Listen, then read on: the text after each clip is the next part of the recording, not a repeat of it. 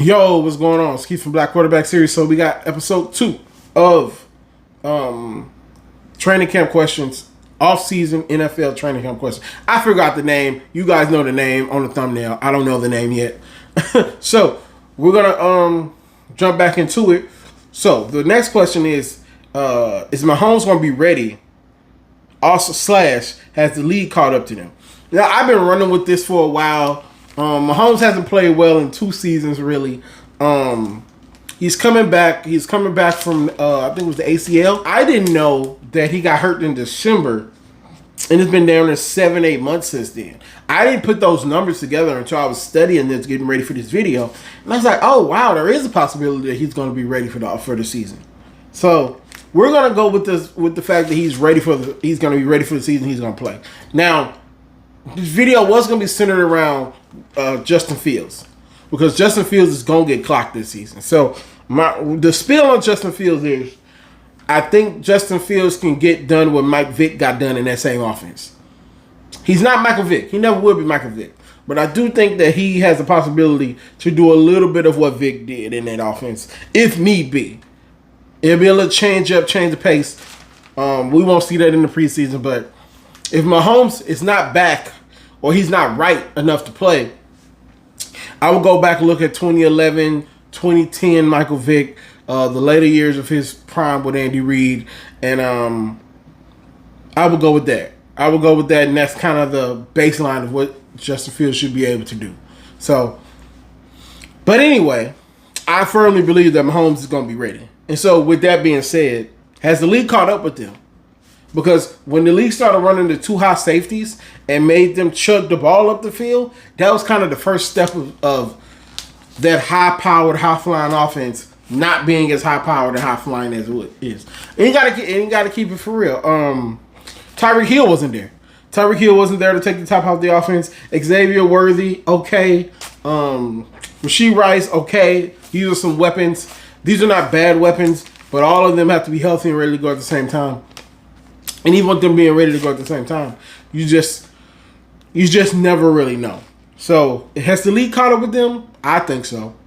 So, it's going to be harder for them to win, especially with Mahomes coming off this injury. He's not going to be as mobile as he used to be, which wasn't a big part of his game at the time. But with it says they have a top 10 offensive line, but I don't know. I don't feel that they had a top 10 offensive line. Now, take that with a grain of salt. The data say what the data say, but watching it, it's not really too much, you know. So I think the wide receivers he got are good. I think he'd be fine. They just all need to be healthy at the same time.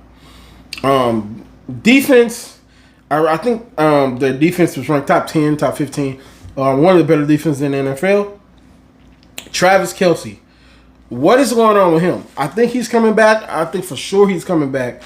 He just had a wedding with I don't keep up with white celebrity news, but he got married and all of that. It looks like he's transitioning to a different point in his life. Travis Kelce didn't have the best season last year, which was why it was big rumors that he may retire and all that. So with KC's big players aging, because Mahomes, he's been in the league for a while, he's aging, and with this injury, it speeds that aging clock up a little more. So I'm not saying he's gonna retire no time soon, but that's something to think about. So between that, Travis Kelce, injury concerns, the league really just being better and your division overall being better, these are some of the big questions that I have for Kansas City, and I'm looking forward to seeing what Kansas City do. Honestly, I don't expect Mahomes to play week 1. I don't know. That just seems like a really, that seems like a quick turnaround. 9, what at that point it'd be 8 months since the surgery, or 8 months since you came out of that. So I don't know. He should be ready for the season, but I don't know. We'll cross that bridge when we get to it and talk about Justin Fields and blah blah blah. But those are my major questions for Kansas City. So. With Minnesota,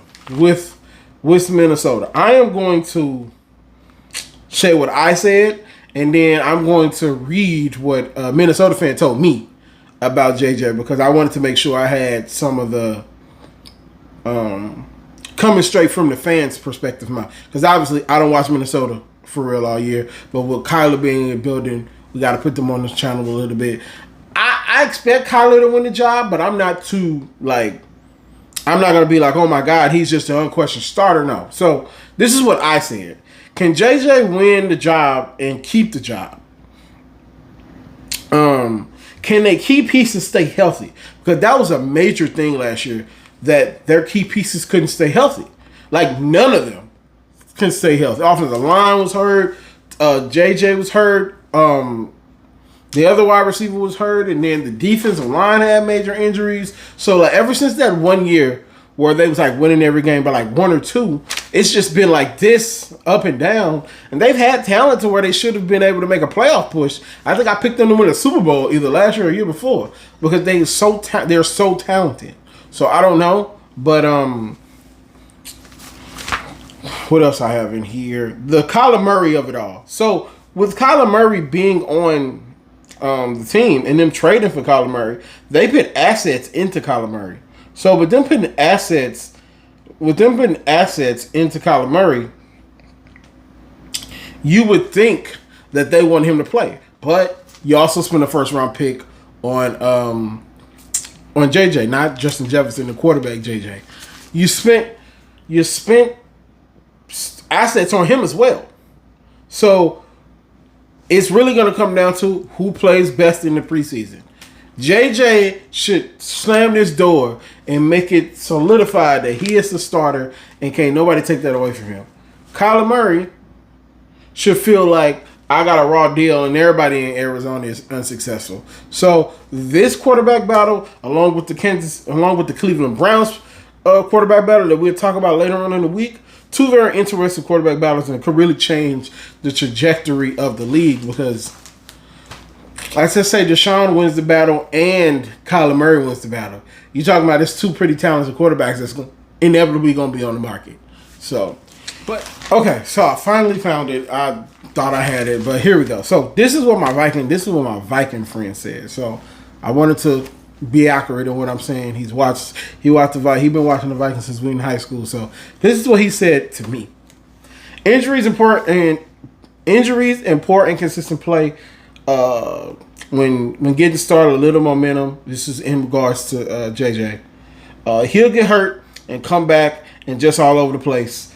But JJ needs to learn how to layer the ball and change up throws. Every pass is not needed to be a fastball. And they're saying that he's learned how to layer it. But with that being said, he'll have to blow Kyler Murray out the water to outright win the job for week 1. But both of them have shown that they can miss times. So he'll just have to be ready when he gets his shot. Pretty much the same thing I said, but I wanted to get that out there. So he has to be better. He has to be better and learn the position. Be better at the position. So that's a lot of, you can really summarize, and I don't want to like repeat what I said, but you can summarize the questions for Minnesota in like two sentences. Is Minnesota going to be healthy, and who's going to be their quarterback going into the future?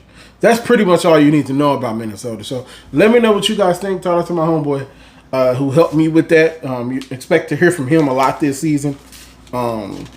Maybe one day I'll get him on the channel. We can talk ball. But who knows, bro? Bro got a life. He been making that bread. So, but shout out to y'all. Let me know what you guys think. Let me know who you think I should do going forward. I'll talk to you guys tomorrow. Peace.